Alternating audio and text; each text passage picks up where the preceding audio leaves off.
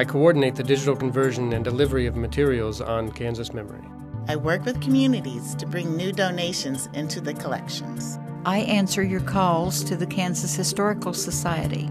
I protect the state's cultural resources. I'm your tour guide when visiting the Grinter Place State Historic Site. I coordinate our volunteers. The Kansas Historical Society remains one of the premier historical agencies in the country.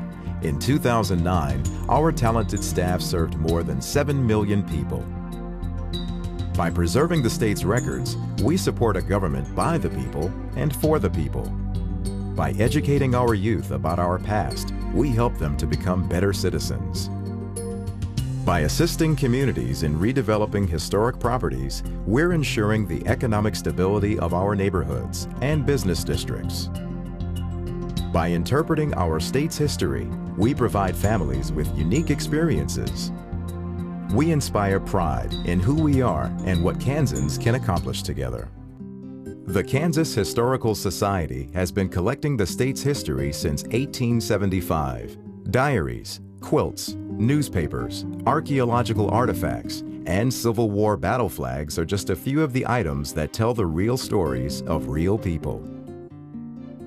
Olivella shell beads, excavated in 2009, tell us about some of the earliest peoples. In the 1600s, Pueblo Indians from the southwestern United States migrated north to present-day Kansas to live with the Kiowa Apache. The ruins of their Pueblo homes remain today in Scott Lake State Park. The shell beads, found during the annual archaeological training program, are trade goods from the Baja region of California. These artifacts tell us that the residents of El Cortalejo engaged in sophisticated trade operations, exchanging goods from the plains, probably bison products, for exotic shell ornaments. Letters, written by the son of abolitionist John Brown during the Civil War, were purchased with funds from Ralph and Marjorie Crump. They tell of John Jr.'s experience in the 7th Kansas Cavalry. The eldest of Brown's 20 children, John Jr. shared his father's abolitionist views. As a captain in the unit known as Jennison's Jayhawkers, John Jr. wrote home to his wife describing the conditions and dangers their unit faced in the Missouri camp in 1862. I don't yet know how soon we shall go south. We are in hopes of getting Sharp's rifles for each of the company before we leave.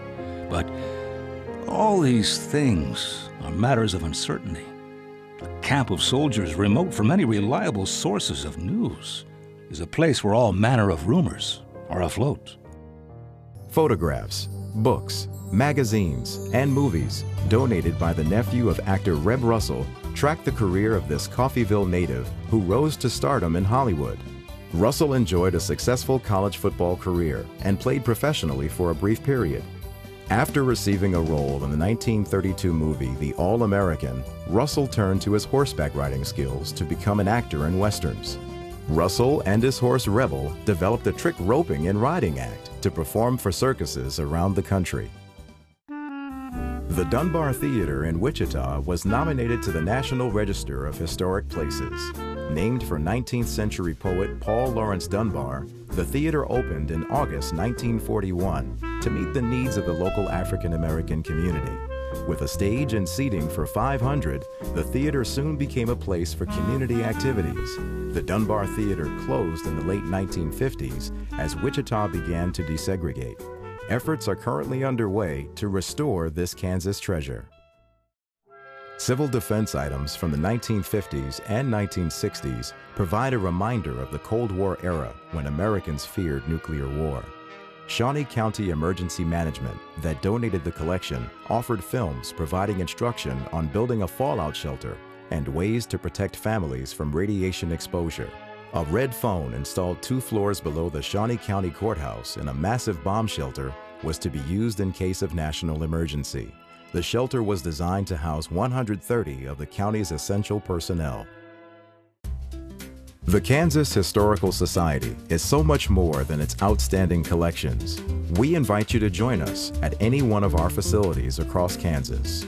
Take part in an exciting program or visit us online at kshs.org. This past year, we commemorated the bicentennial of Abraham Lincoln's birth with exhibits and special programs. Lincoln traveled through Kansas in 1859, and the following year made the observation, if I were to go west, I think I would go to Kansas. More curricular standards-based tours were developed to serve students at both the museum and the historic sites. Grinter Place State Historic Site was reopened after an extensive rehabilitation. Heritage Trust Fund grants were awarded to assist in the rehabilitation of historic properties in 20 counties across the state. These are only a few of the things accomplished in 2009. I help you access materials when you visit the research room.